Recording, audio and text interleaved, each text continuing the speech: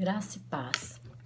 Hoje quero estar trazendo uma palavra direcionada, a esse momento que nós estamos vivendo, esse momento de pandemia, de tanta insegurança, de tanta incerteza, e ao mesmo tempo nós podemos perceber, uma grande aflição de alma. As pessoas elas estão com a alma aflita, as pessoas estão ansiosas, as pessoas estão preocupadas e muitas das vezes fazendo tudo o contrário que a palavra de Deus nos diz.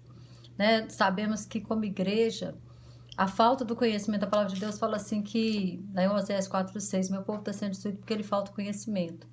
E talvez essa falta de conhecimento leve as pessoas a pegar qualquer situação e começar a fazer um tanto de profecias, tanta heresia também, A tecnologia ela tem sido uma bênção, mas ao mesmo tempo tem hora que a gente recebe umas coisas que são tão incabíveis, para a situação, para a palavra de Deus, ou para o próprio Deus, pessoas falando coisas que a gente vê que Deus não falou aquilo, porque Deus ele jamais vai contra a sua palavra.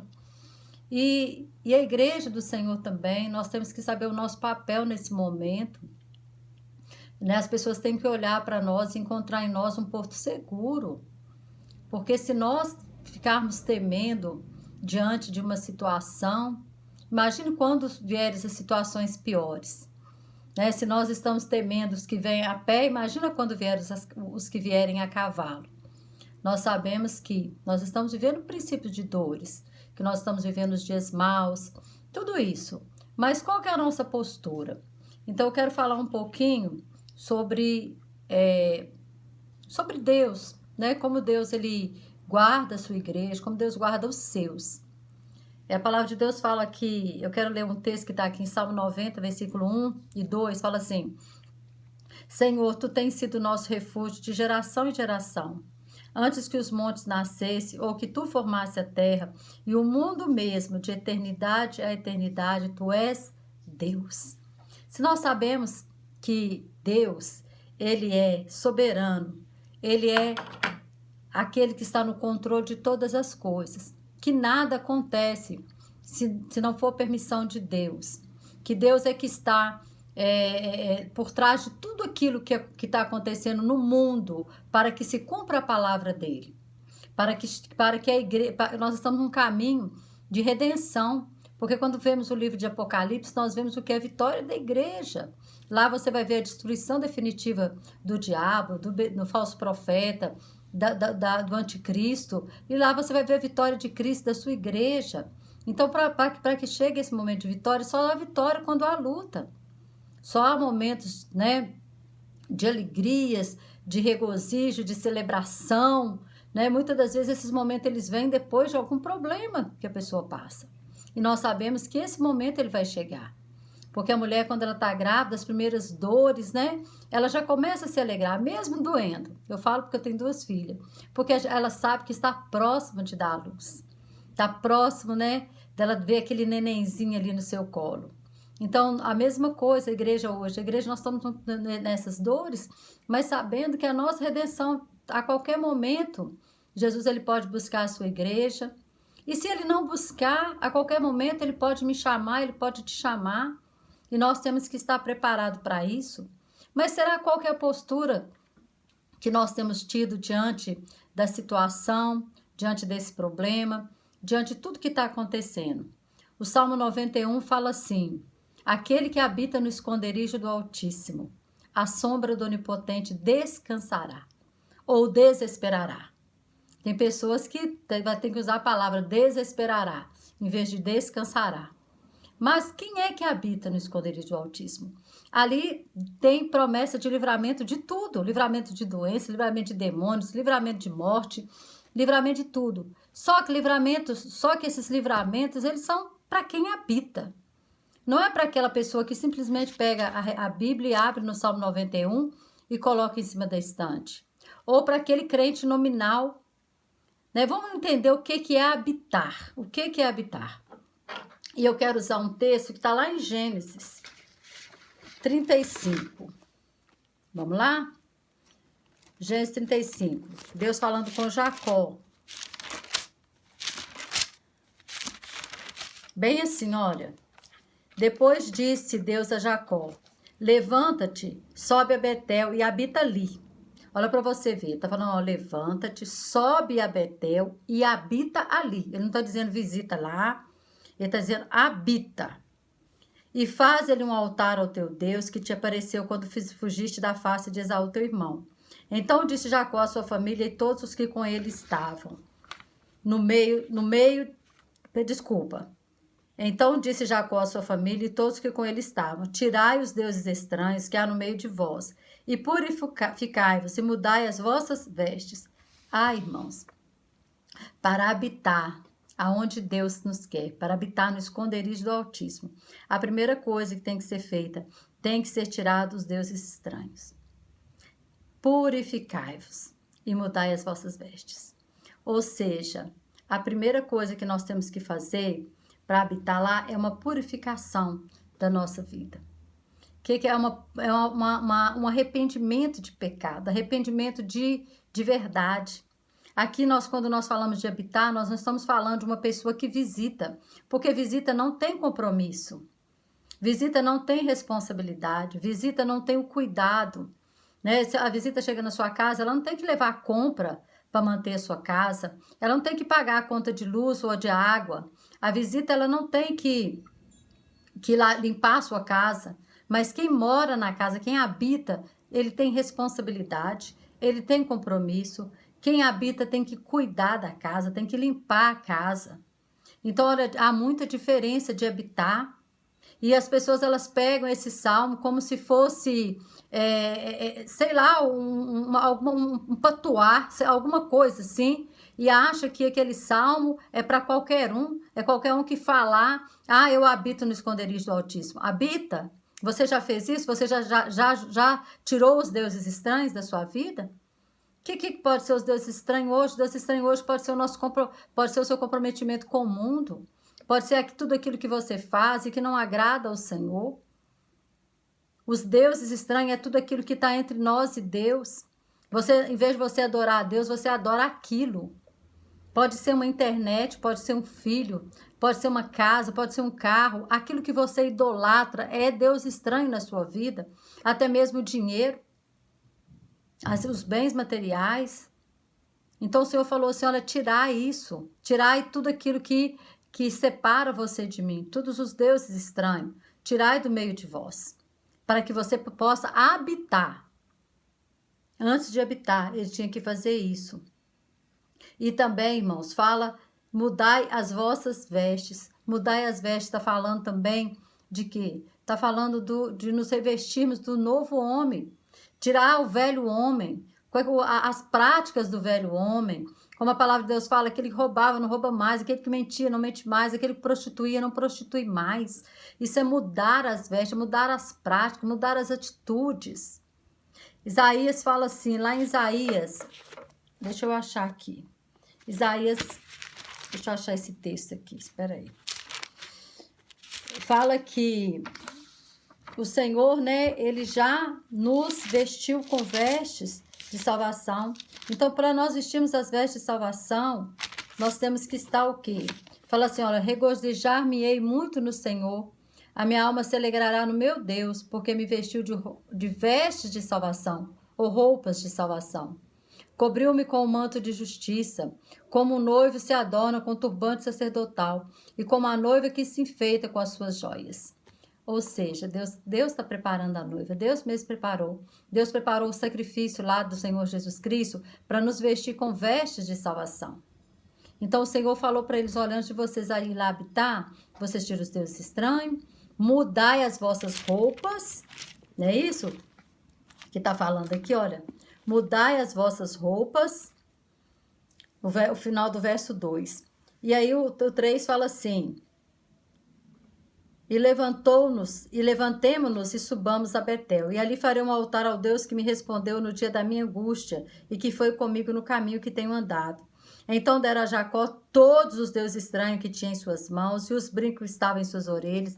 E Jacó os escondeu debaixo do carvalho que está junto a Siquém. E partiram. E o terror de Deus foi sobre as cidades que estavam ao redor deles e não seguiram após os filhos de Jacó. Olha que interessante. A obediência fez com que o inimigo, ele temesse. Os inimigos não se aproximaram de Jacó, era Jacó e a família dele. Imagina aqueles moradores ali, né, de Canaã, de todos aqueles lugares. E aí ele vai passando no meio do povo e eles temeram a Jacó. Por quê? Porque Jacó estava debaixo da obediência. Irmãos, o que a palavra de Deus fala é que as bênçãos do Senhor acompanham aqueles que obedecem. Lá em Deuteronômio 28:2 fala, né? Se tiveres cuidado de guardar todos os meus estatutos que hoje vos ordeno, todas essas bênçãos virão sobre ti e te alcançarão. Então, o que faz com que a bênção me alcance é a obediência. A obediência à palavra de Deus, a obediência àquilo que Deus ele está falando conosco. Hoje, não precisa você ficar aí horas e horas, em vez de você ficar aí ouvindo tanta coisa que está na internet, tanta coisa que está dizendo. Volte-se para a palavra de Deus. Aqui já está revelado tudo o que vai acontecer. Aqui já está revelado o fim da igreja. Aqui já está revelado as situações que vão acontecer no mundo. E nós não precisamos temer. Nós não precisamos temer. Isso que está falando aqui, olha, para você ver, os inimigos é que temeram eles. É o que Tiago fala. Tiago 4:7 fala, sujeitai-vos a Deus, resistir ao diabo e ele fugirá de vós. É o inimigo que fugiram dele, eles não fugiram do inimigo, não. E às vezes, nós ficamos aí tão preocupados, né, com o que vai acontecer, é o governo, é a vacina. Irmãos, Deus está no controle de tudo, a nossa vida, sabe, ela está nas mãos do Senhor. O Senhor sabe até o quantos fios de cabelo tem na nossa cabeça. Deus, ele sabe o dia do seu nascimento e o dia que você vai morrer. Olha para você ver, Deus, nesse momento tem pessoas nascendo, é a vontade de Deus que essa pessoa nasça. Também tem pessoas morrendo. É a vontade de Deus? É também. Deus está permitindo isso? Talvez não seja vontade de Deus, né? A palavra de Deus fala que Deus ele não tem prazer na morte do ímpio. Não tem, porque o ímpio ele não vai herdar a vida eterna. Mas a morte dos salvos, irmãos, é você saber que você vai viver eternamente. Agora acabou todo sofrimento, toda angústia de alma, toda tristeza, toda dor, tudo mais. Então, cadê a nossa fé? Cadê a coragem que nós temos que passar para as pessoas? Ainda que estejamos dentro de um hospital, é a vontade de Deus. Se Deus quiser nos levar, irmãos, Paulo fala, olha, se vivemos, para o Senhor vivemos. Se vivemos, somos do Senhor. Se morremos, somos do Senhor. Quer vivamos, quer morramos, somos do Senhor. Aí Paulo ainda fala assim, para mim, o viver é Cristo, morrer é lucro. Porque para nós não existe morte, não, irmãos. Quando nós fechamos os nossos olhos nessa terra, nós abrimos os nossos olhos na eternidade. Nós temos que entender que o Senhor já nos deu vida, e vida eterna. E vida eterna. Então é momento de nós passarmos para as pessoas que nos ouvem, que estão do nosso lado, que Deus ele está no controle. E aí as pessoas ficam preocupadas, e se o governo liberar vacina, e se o governo não liberar vacina, e se a vacina estiver contaminada, e se a vacina tem eficácia, se a vacina não tem eficácia. Sabe o que a palavra de Deus fala? Se bebedes alguma coisa mortífera, não lhe fará dano algum. Ore, simplesmente ore. Deus é Deus para imunizar você. Deus é Deus para tirar todo o efeito colateral de uma vacina ou de uma medicação.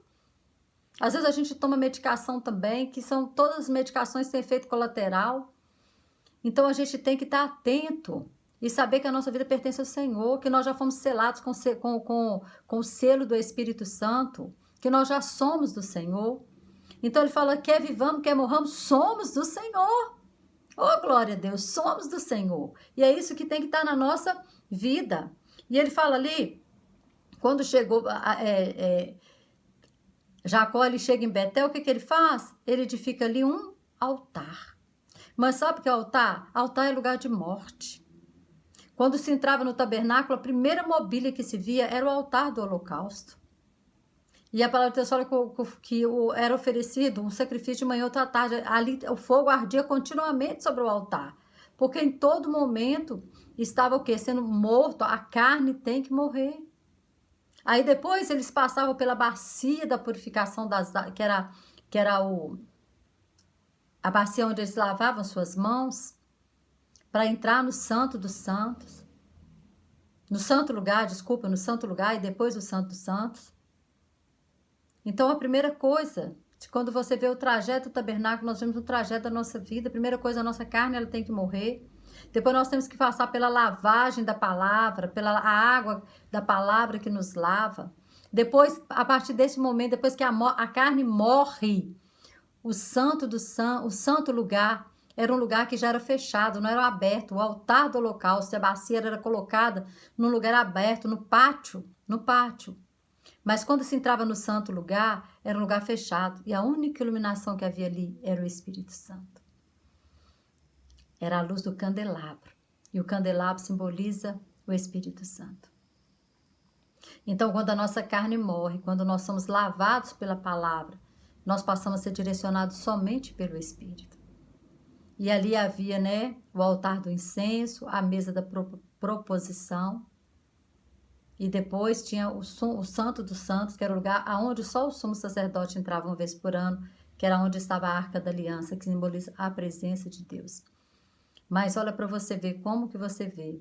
O altar é lugar de morte. Então a nossa carne tem que morrer. Nossa carne tem que morrer. E talvez a nossa carne ela não está morrendo, ela está gritando. A nossa carne está gritando demais. Infelizmente tem igrejas, infelizmente, né, muito triste falar isso, que tem dado mau testemunho nesse momento, que tem promovido aglomerações, que tem feito coisas que está desobedecendo a lei do homem. Quando nós desobedecemos a lei do homem, nós estamos desobedecendo a lei de Deus, porque Romanos 13 fala que toda autoridade é constituída por Deus. Então nós temos que entender que a partir do momento que nós desobedecemos a autoridade, nós estamos desobedecendo a Deus. E aí, depois que Jacó, então, eles tiram os deuses estranhos, eles mudam as suas vestes, os inimigos passam a temer eles, chegam em Betel, edificam o altar, ou seja, a carne é morta. Aí o que Deus fala? O velho Jacó morreu. Sabia? O velho Jacó morreu. No verso 9, né? É o verso... 10, desculpa. Vou ler o 9 e o 10. Fala assim: apareceu Deus outra vez a Jacó, vindo de Padã Arã, e o abençoou. E disse-lhe Deus: o teu nome é Jacó, não se chamará mais Jacó. O Jacó morreu. O usurpador, o enganador, morreu, porque ele passou pelo altar.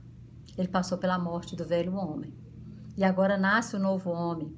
E ele diz agora: o teu nome, e chamou o seu nome Israel. E aí Deus renova agora em Jacó. Deus não em Israel, não em Jacó. Não no usurpador, no enganador. Israel significa príncipe de Deus. Em Israel ele renova agora a aliança dele. Ele não renovou a aliança enquanto Jacó não mudou o seu caráter. Enquanto o caráter de Jacó não foi mudado, Deus não renovou a aliança com ele, não. A aliança é renovada aqui no capítulo 35. E fala assim, o 11. Disse-lhe mais Deus: eu sou o Deus Todo-Poderoso, frutifica e multiplica-te. E uma nação, sim, uma multidão de nações sairá de ti, e reis procederão dos teus lombos. E te darei a ti a terra que tenho dado a Abraão e a Isaque, e a tua descendência depois de ti, darei a terra. Deus renova a aliança agora com Israel, não com aquele Jacó, não com aquele homem usurpador, mentiroso, enganador, mas com aquele homem que passou pelo altar, passou pela morte, né, da sua carne, por aquele homem que mudou as suas vestes, por aquele homem que tirou os deuses estranhos. Aí sim, ele passa a habitar. Agora ele habitava em Betel, um novo homem. E aí, quando nós olhamos para os Salmos 91 e falamos assim, que é aquele que habita no esconderijo do Altíssimo, a sombra né? Aí ele vai falando tudo, né? Ele diz: o Senhor é o meu Deus, é o meu refúgio, é a minha fortaleza, e nele confiarei. Olha o 2, 12. Outra característica é a fé. Aquele que habita crê. Aquele que habita confia. Porque se você mora na casa do seu pai, você confia que o seu pai te sustenta, você confia que o seu pai te protege, você confia que o teu pai te guarda. E é isso que ele está falando aqui. É habitar na casa de Deus. É habitar no esconderijo do Senhor. Mas para habitar, irmãos, tem que fazer parte da família. Você já viu? Quem habita é a família que habita naquele lugar. Você já faz parte da família de Deus? Você já passou por este altar do holocausto? Você já vestiu as vestes de salvação? Vestir as vestes de salvação é aceitar Jesus como seu Salvador. É reconhecer que Jesus já morreu a sua morte e que você agora não precisa morrer eternamente, você pode viver eternamente com o Senhor na glória. Aceitar Jesus. Né? Muitas vezes eu fico falando, é o Senhor que tem que me aceitar, é Ele que tem que me aceitar, não eu aceitar Ele, né? Mas nós falamos esse termo, aceitar Jesus, confessar Jesus como seu Salvador. É isso que a palavra de Deus fala. Se você com a tua boca confessares e teu coração creres que Jesus ressuscitou dos mortos, será salvo. Mas tem que confessar com a sua boca e crer com o teu coração. Aí você passa a habitar neste lugar aqui. Mas se você não fez nada disso, se você não mudou suas vestes, se você não tirou os deuses estranhos, se você não tem compromisso, se você não tem responsabilidade, você não tem cuidado com a casa de Deus, você ainda não mora lá, você não faz parte dessa família. Porque quem faz parte da família, mora. E aí aquele que mora, nossa, olha o que está dizendo. Ele te levará do laço do passarinho, da peste perniciosa, cobrirás com as suas penas, debaixo de suas asas estarás seguro. Não terás medo do terror noturno, nem da seta que não terá medo de nada, irmão. Para que você está com medo? Para que medo? Para que medo de pandemia? Nós temos que fazer a nossa parte. Nós temos que obedecer às autoridades. Distanciamento social, máscara, é obedecer aquilo que está sendo mandado. Mas temer, nós temos que temer, é ter temor de Deus. Isso sim. Deus não nos deu espírito de medo. 1000 cairão ao teu lado, 10.000 à tua direita, mas tu não serás atingido. Olha para você ver.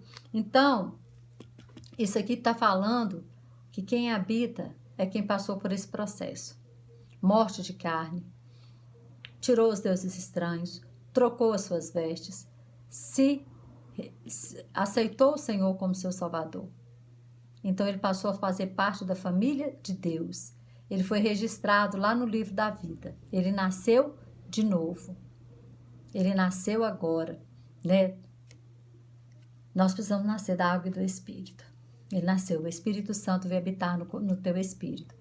E se você ainda não aceitou Jesus como seu Salvador, eu te aconselho, né, que ore isso, né, fala, Senhor Jesus, eu te aceito como meu único e suficiente Salvador, vem morar na minha vida, no meu coração, procura uma igreja mais próxima, busque alguém que possa te orientar, te ajudar, te discipular, ore ao Senhor e o Senhor vai colocar essa pessoa na sua vida. Amém? Que o Senhor continue falando com você e nós como igreja, que a gente continue a dar um bom testemunho, a orar, né, pelas situações, porque esse é o nosso papel, orar pelas autoridades, orar, né, por aqueles que estão precisando, mas principalmente orar para que essas pessoas sejam salvas. Né? Muitas pessoas estão morrendo e muitos, às vezes, não vão sair de dentro do hospital, mas que Deus possa usar alguém ali dentro daquele hospital. Né, que Deus possa visitar essa pessoa, que o Espírito Santo possa lembrar essa pessoa, que eu tenho certeza que ela já ouviu falar de Jesus, que o Espírito Santo possa trazer na mente dessa pessoa, possa dar lucidez a essa pessoa, para ela se arrepender, para ela abrir o coração de verdade, né, para o Senhor, para ter esse compromisso com o Senhor, e partir dessa terra para algo muito melhor, aquilo que Deus tem para cada um de nós. E que como igreja, nós possamos sim nos comover, mas saber que nós estamos guardados no Senhor. Que quem nos guarda não é governo, não é vacina, não é medicação, é o Senhor. Ele pode usar o que Ele quiser. Pode usar vacina, pode usar o médico, mas é Ele. Através de uma pessoa, através de um médico, através de uma situação, que Ele pode te livrar. Mas é Ele que nos livra. Amém? Que o Senhor continue falando conosco, em nome de Jesus.